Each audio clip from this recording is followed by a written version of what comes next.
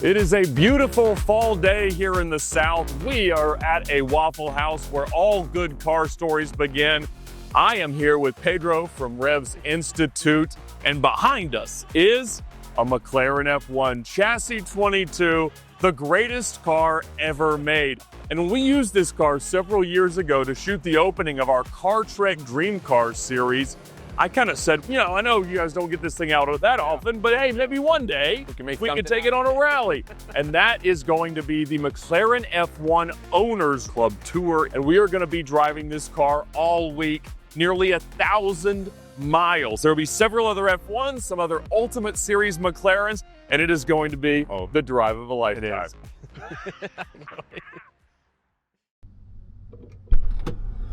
Look at this thing! At the Waffle House. Now, getting in is quite the art. You begin by being shorter than I am, and then you put your feet in like this, straight in there. Support yourself on priceless bits of carbon fiber. Meander your way in. And assume some scoliosis, and eventually, once you're in, it isn't that bad. Here's the key to every man's heart. Oh, look at that. No fancy buttons or anything, just everything you want it to be. Goodness gracious. Okay. Let's find the seat belts. Yep, exactly. A glove's a good word for it. It's like your own little carbon fiber cocoon. Even 4 years later, I still haven't wrapped my head around the experience of spending a few hours behind the wheel of this car when we filmed for Car Trek.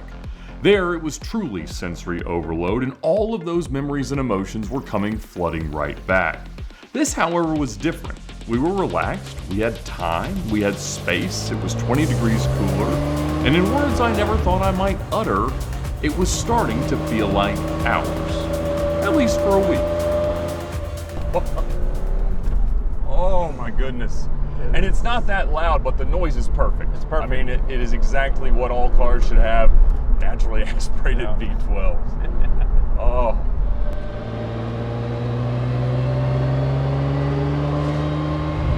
Brings back some very fond memories. I cannot believe we're going to be in this car all week. We might either end up really loving it or hating it. Oh, it would be lovely if we could just hate it and it would get it out of my system. I fear we may not be headed in that direction. We were headed out not just onto real roads with real cars, but headed towards the greatest driving roads in America, maybe even in the world. Say at the next stop we'll have to Check it. check the oil, just so we can show it. What's the consumption like, It's, I don't know, we haven't used it enough to know. Now, you did take it on one good drive, right? Yep, so I took it from Naples to Homestead. Okay. And it used about the whole fuel tank, and the oil level always stayed good, so it didn't use any oil. Now, historically, you use high-quality gasoline out of cans dumped in it. This is BP fuel. Is this going to be the first time you've ever stopped at a gas station? Yes, first time, yeah. First time actually getting pump fuel.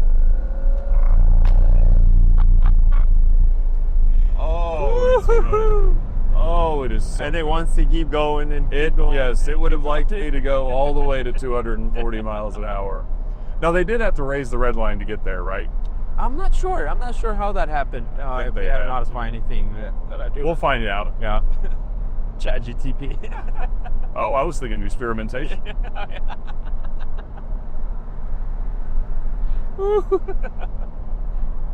Seeing a car like this in the wild is like coming across peak Monica Bellucci in your neighborhood swimming pool.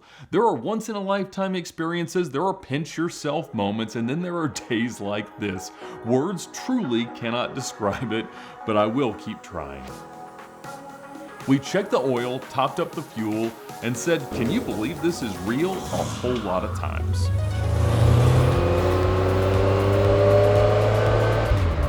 After a couple hundred incredible miles, we made it to the starting point of our drive in Maggie Valley, North Carolina, at Cataloochee Ranch.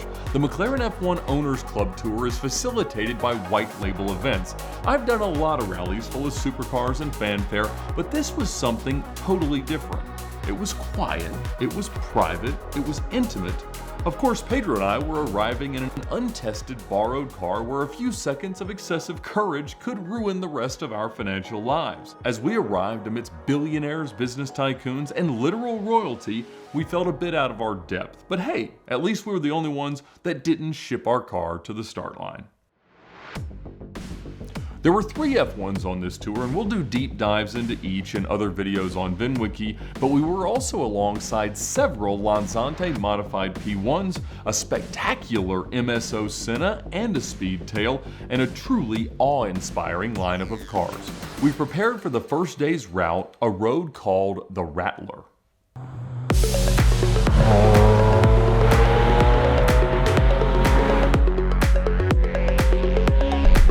Do a 3-day event. The first day is essentially a loop from Cataloochee Ranch in Maggie Valley, North Carolina, and in the afternoon we're going to do another loop, and then tomorrow we'll do a transit essentially over to Blackberry Farm in Tennessee, and we'll stay there for a day again doing a loop, and then we'll drive it back home in one piece. Yeah. Lord willing and the creeks don't rise, which is pertinent because they had a hurricane come here recently, which is odd for Asheville, North Carolina, but tremendous devastation. Oh, turtle trying to cross the road right there. Eastern box turtle, for those of you watching at home.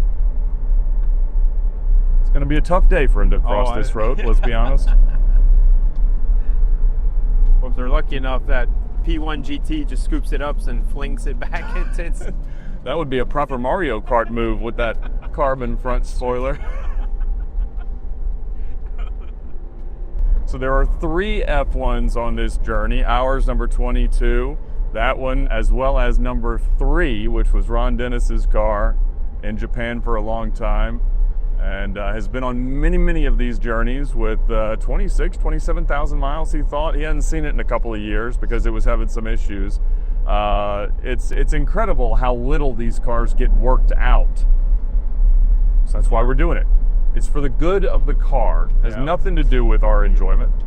And there's something to do with the glass on some of the F1s that causes phones and GPSs to not work very well.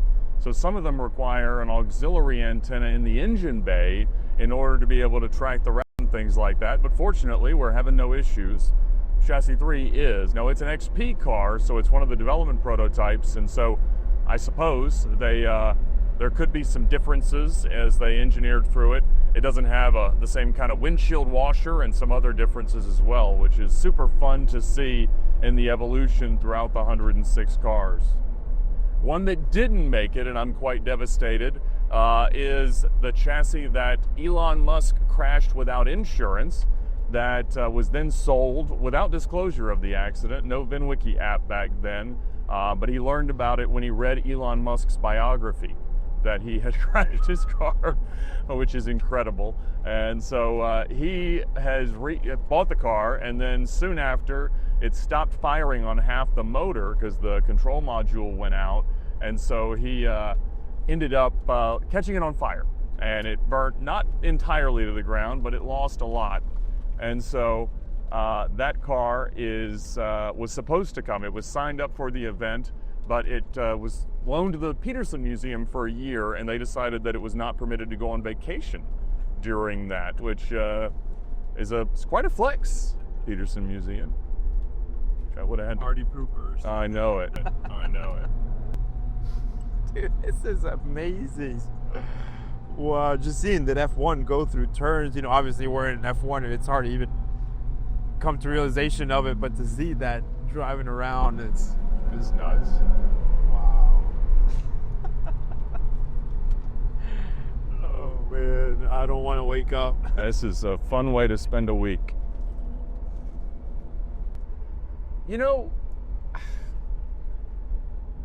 It is a beautiful shape without the extra aero. Yeah. It's It's one of those things that in my McLaren F1 ownership fantasy, it's always been a high downforce car. But when you look at it, it's just so good. And when we shot with this car, I would say like the notion of just having a regular one, it felt like as cool as anything, especially if it's in a great color.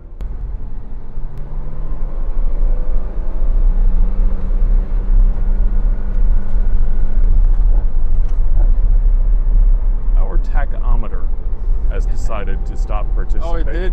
Yes. Oh. Yeah. It did. As has our speedometer. Whoa. Hope that's not the bad indication. Oh, there's a comms fault.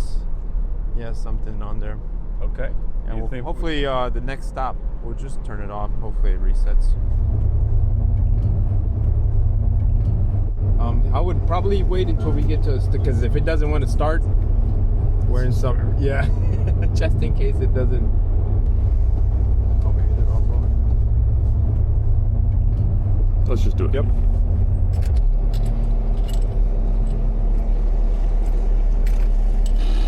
See what happens. Let it just, let me see it. Make sure it's systems check. You're good? Go ahead. The RPM, tach, and speedometer stopped working. Do the old hard reset? Oh, it's working. Yep. Yeah.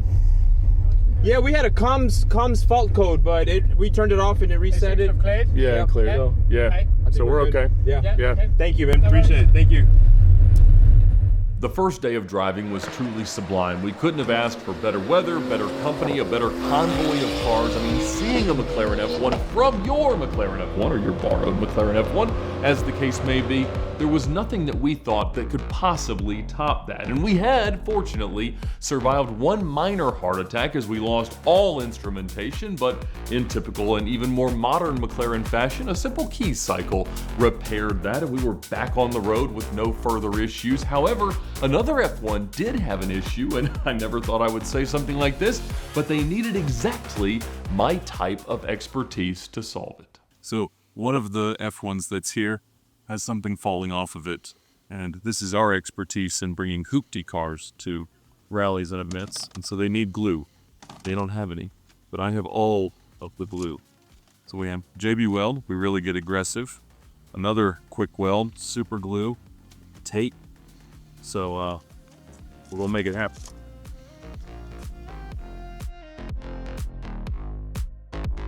Any glue if it's McLaren.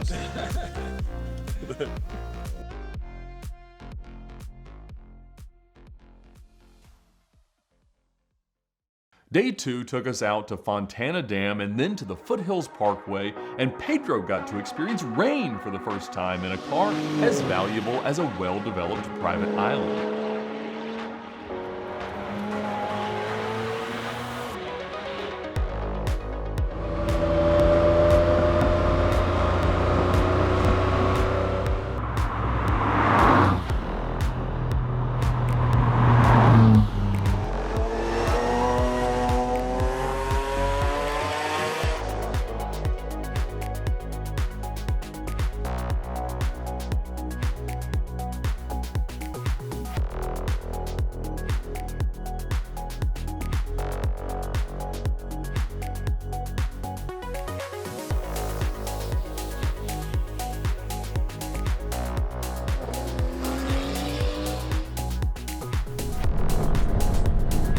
Fortunately, we reached our next destination of Blackberry Farm with our car, our insurance policies, and our egos fully intact.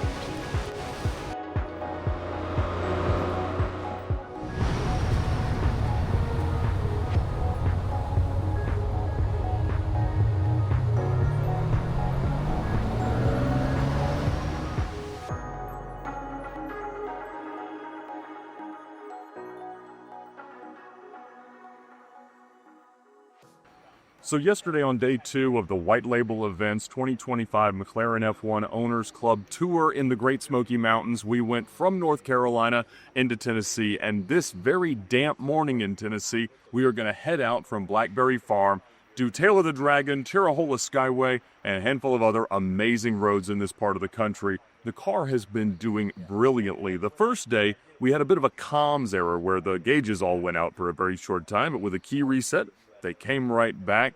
Generally, though, we haven't had any issues until yesterday when we started to notice what feels like an occasional fuel starvation issue. There are some theories about that because in the most recent service in the car, they added the aluminum fuel cell as opposed to the bladders that have to be replaced every 5 years or so. That's been a common modification, but some of the other F1 owners had reported that occasionally they had a venting issue where pressure would build in the tank and cause a similar symptom. And so the way to check for that is as you go for fuel, if there's pressure behind the cap when you release it, that may be what's happening. And so occasionally we would just ask for some more throttle and the car would say no. But generally as you back off and get back into it, we've been okay so far. So we'll see how it does today on some incredible roads. We are on the Tirahola Skyway in the final day of the 2025 F1 Owners Club Tour. There is another F1 chasing me. The weather couldn't be any better. The car is behaving perfectly. I don't know what we're doing. This is the craziest in the world. It's been so surreal to chase cars, have them chase us. I mean, hear the sounds of the cars, meeting the people. It's been a mind-blowing experience. I had a tough time trying to fall asleep the past couple of nights. Yes. It is worth waking up early for. And it's amazing how fast it almost normalizes the idea that, oh, that's the car we jump in after lunch and let's just take it somewhere. And, you know, the fact that you can do it in an event like this where there's enough separation from the real world just based on being on these desolate roads up in the mountains is surreal and perfect. It's just an unbelievable thing to get to do. And this road is like the perfect radius of every turn for the way this car handles. It is unique in the way that it handles. You have this incredible immediate response, and then it stiffens up in a way that you wouldn't expect from a totally unassisted and absolutely non-electronic steering rack.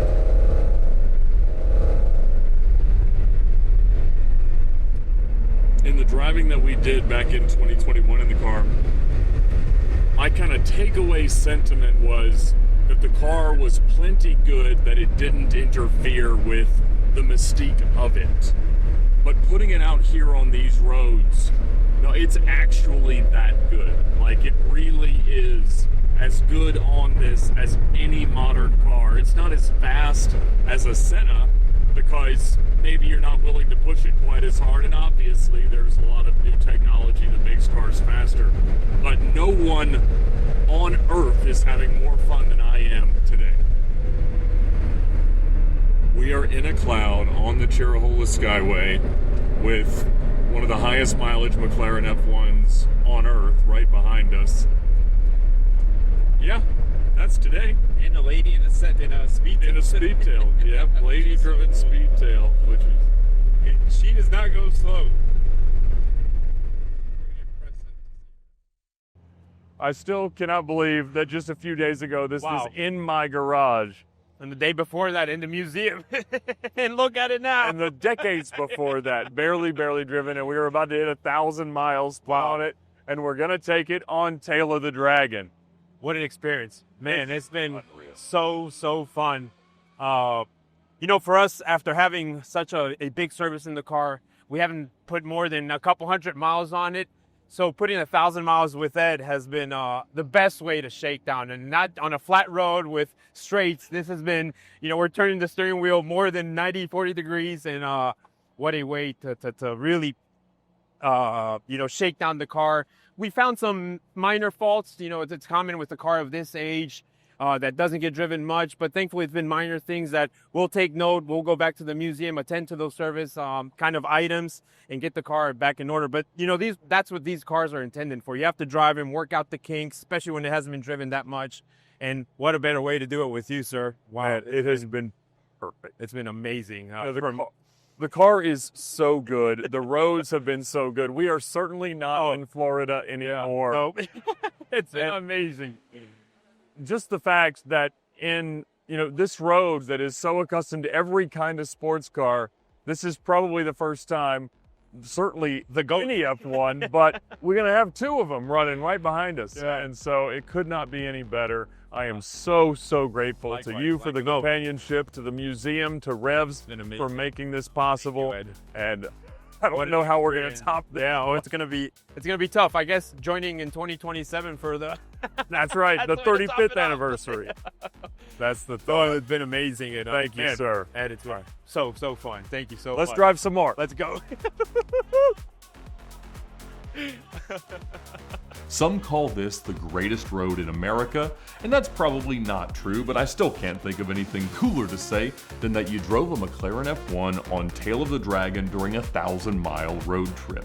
Content creation and the relationships that have spawned from it have opened so many doors and created more opportunities than I ever could have dreamt of, but this was truly a mountaintop experience in every sense of the word.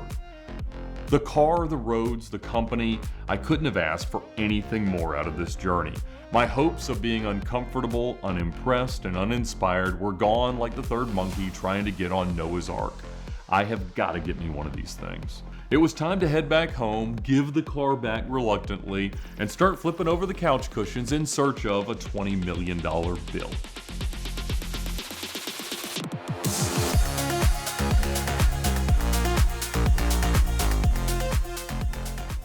Now, today's video is made possible by Premier Financial Services, and they are honestly my only hope to own any of my dream cars, and maybe one day to even have one of these. They've had several McLaren F1s on the books over the years, an endless number of significant vintage and modern sports cars, supercars, exotic cars, and collectible cars. And so whatever you're dreaming about owning now or in the future, get in touch with the team at Premier Financial Services to learn more about how their financing programs give you so much more buying power than you could possibly imagine. Maybe not quite this much for me, but again, there's always a chance to dream. So check out Premier Financial Services at the link in the description below. Their simple lease allows you to capitalize on all the benefits of traditional automotive financing, like the ability to accumulate equity, trade in and out at any time, and always know exactly where you stand, thanks to the amortization table that they provide you with every single quote. It also gives you the benefits of leasing, like better tax treatment, lower sales taxes up front, and other things that we just love about their structure. So check them out, talk to their team. The customer service is amazing, and they'll help you make it easier than you could possibly imagine to own and drive your dream car.